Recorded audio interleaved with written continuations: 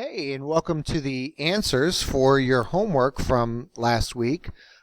This is the set of answers that cover flowcharts and similarity.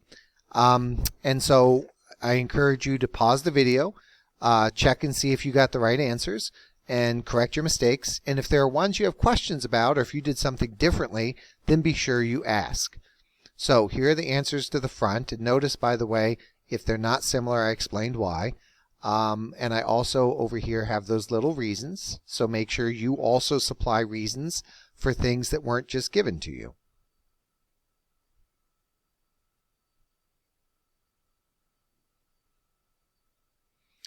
Okay, here's the second set.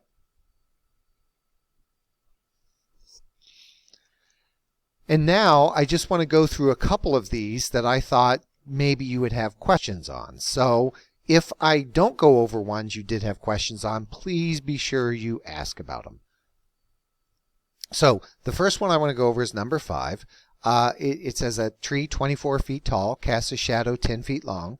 Jacob is 6 feet tall. How long is his shadow? So what I did first is I drew a picture. There's the sun, and it's creating a shadow on this tree. And there's Jacob. And first of all, I think it's really important that we notice that the angle of elevation of the sun is the same in both problems. So we have one pair of equal angles. The other pair of equal angles we have is height. Remember, height is always measured as a perpendicular to the ground. So these are both right angles.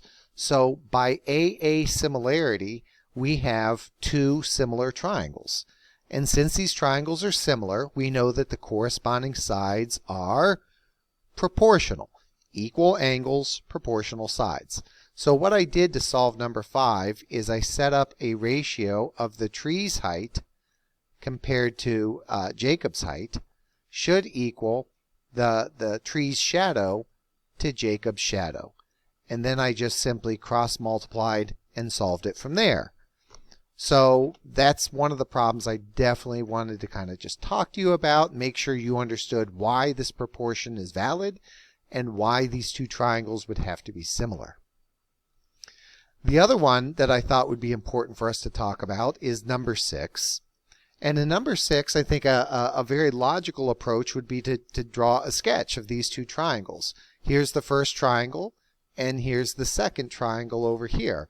Now, in the second triangle, we have to figure out where we want to put this 280. Now remember, this 280 is the smallest side. So if we think about which side in the original triangle is the smallest side, it's the bottom one. So that 280 would go there. And then when we're looking for the longest side, how long is the longest side? Well, the longest side in the original triangle is this left-hand side, so this would be the longest side in my right-hand triangle.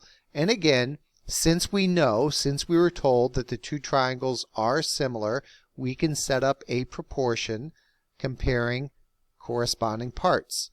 We could say small side, 112, is to small side, 280. The same way, long side, which is 144, is to long side, which is x. And you can cross multiply this and solve for x that way. Let's go ahead and we'll just move beyond this. The other one I wanted to talk about was 7c. And in 7c we have a trapezoid. And so to find the perimeter, what we're going to do is we're going to add up all the sides. So we might start out with 7, which is the top side. We can add 5, which is the slanted side.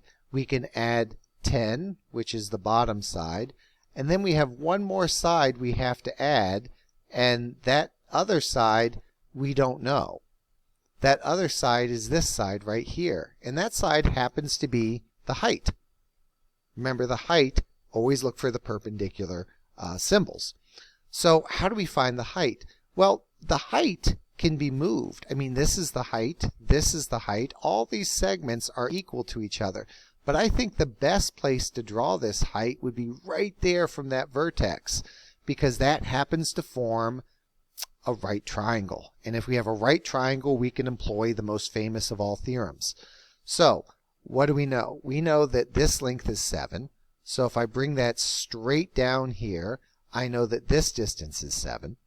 And if the whole black segment is 10, that would mean the remaining piece is 3. So we can use the Pythagorean theorem over here. We can say 3 squared plus h squared equals 5 squared, because we have a right triangle.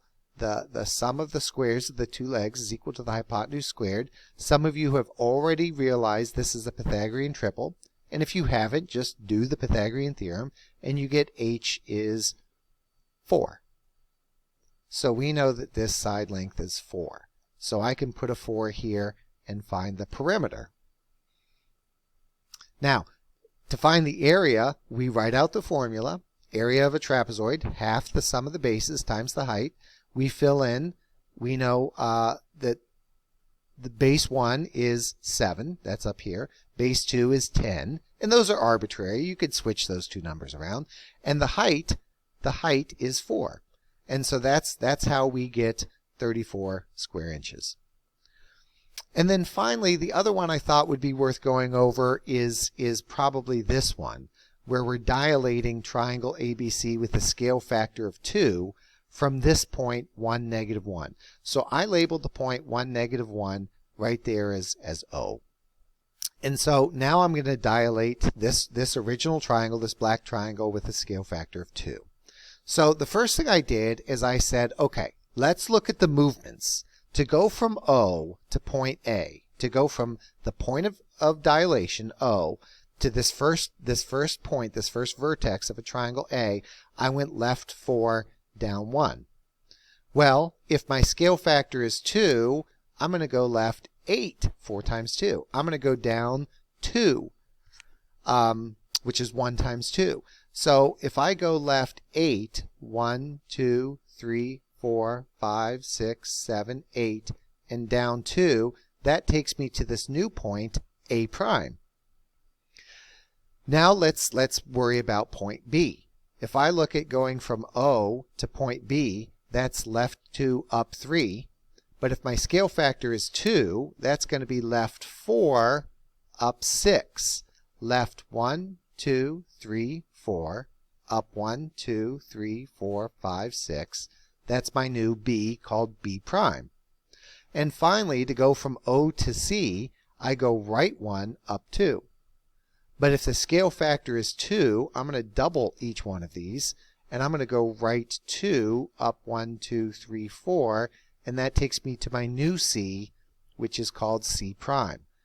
And so now I can go ahead and sketch in my new triangle, which would go from A prime to B prime to C prime and back to A prime. And that's how we did this dilation. Now, if you still have questions that weren't answered in this little video, please make sure you ask them in the Google Meet.